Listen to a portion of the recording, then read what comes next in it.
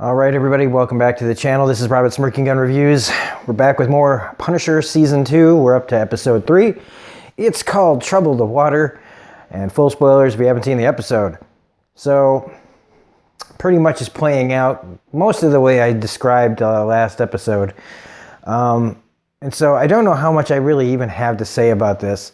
Not in a bad way, really. I mean, but let's just talk about Billy Russo. So, this doctor, look,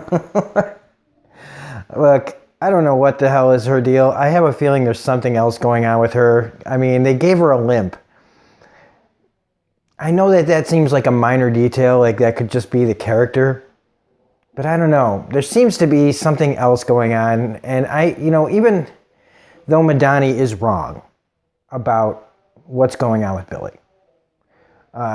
she has every right to be pissed off, more than pissed off, want him dead, And even though she's wrong about what's going on with Billy, because he is having mental problems more than he already had before he got, turned into, a bunch of glass, turned his face into a jigsaw puzzle. But it's understandable why Madani, is really wanting to go after this guy. What doesn't make sense is this doctor. And that's why I feel like there's got to be something more going on than just professional concern. Because she is right. Billy is going through some trauma. But I know she's a doctor. And, the whole first do no harm or whatever. I don't know what all the deals are with doctors. But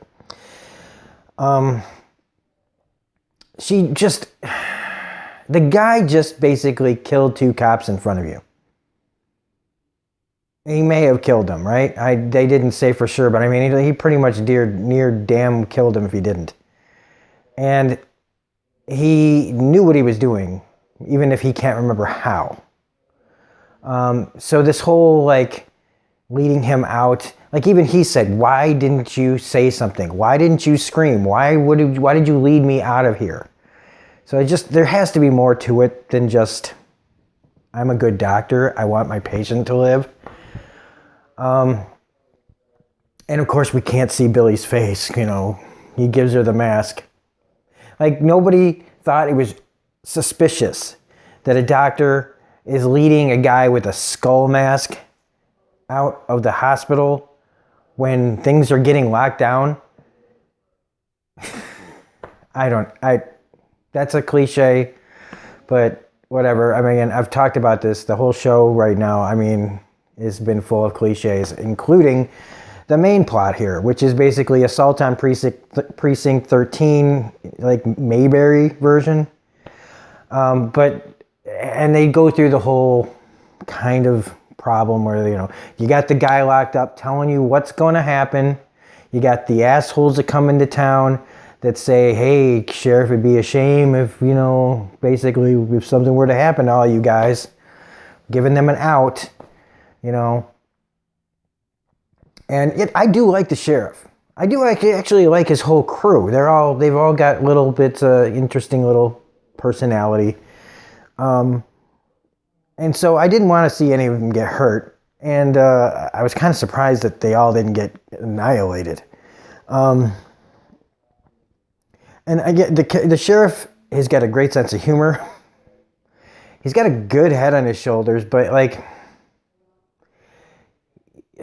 the fact that they just won't listen to reason at some point in the story, it happens in every one of these kinds of scenarios, whether it's in a movie or TV, where they don't listen until it's too late.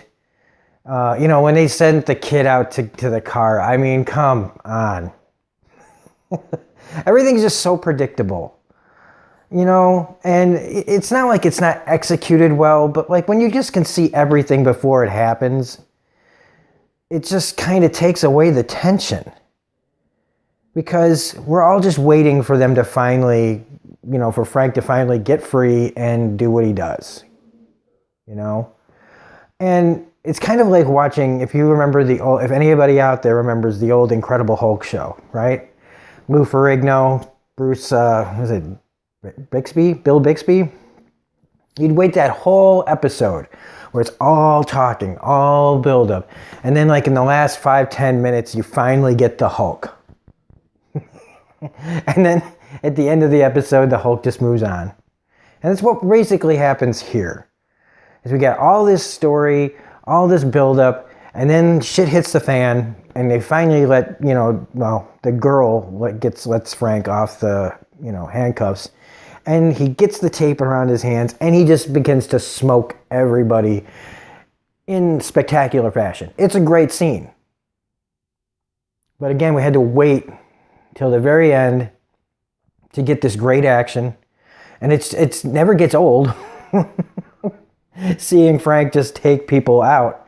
And these people that don't have any idea, who they're messing with. Even the girl who thinks, she didn't know who she was messing with. The one that they let out, when she says, let me go back in there. And he just straight up kills her too, like he did the guy in the first episode. So I don't know what that guy's full deal is, except he's part of some church that sent him out to find her, the girl, right? Who is just the worst. She's just the worst. And I don't know if I dislike the actress or the character more. Because she's playing it. I guess it has to be the character that I hate more, because she's playing this character, this annoying, nonstop waste of a character, like just worthless. She's worthless. Every word out of her mouth is just a constant lie to protect herself. She doesn't give a shit about anybody. And it's so hilarious that at the end of the episode, she congratulates the cop that took a bullet for looking out for other people. Like, oh, you're so brave. Like, you did all this to protect us. When she doesn't care about anyone but herself. Even when I don't care if you say, oh, well, she went in to help him, after, he got shot. That's called guilt. She's not doing the right thing out of, just the goodness of her heart. She feels guilty. And she still won't come clean. And look, you figure that it's her they're after, right? Not just because of the stupid pictures, but because I'm sure she's probably related to somebody, either Corbin Burnson or the mom from Smallville. I don't know.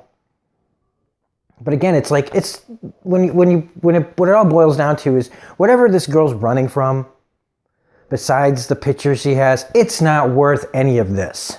It's going to be really a big letdown when we find out why she's running and why she's put all these other people's lives in danger. And like Frank says earlier to the girl he's locked up with next to, like, why are you even doing this? And he's like, I've been asking myself that question too. Like, why?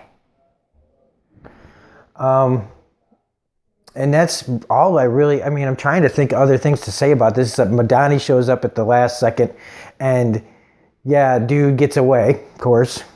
Frank has to stay. The other guy runs. They're in a chopper.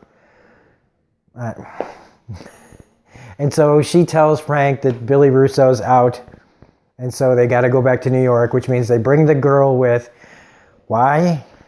Maybe put her in protective custody until she decides. Block her up in a safe place until she finally decides to tell everybody what's going on with her.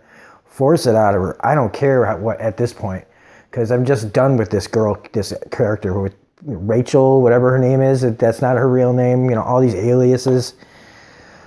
I don't know. Like I said,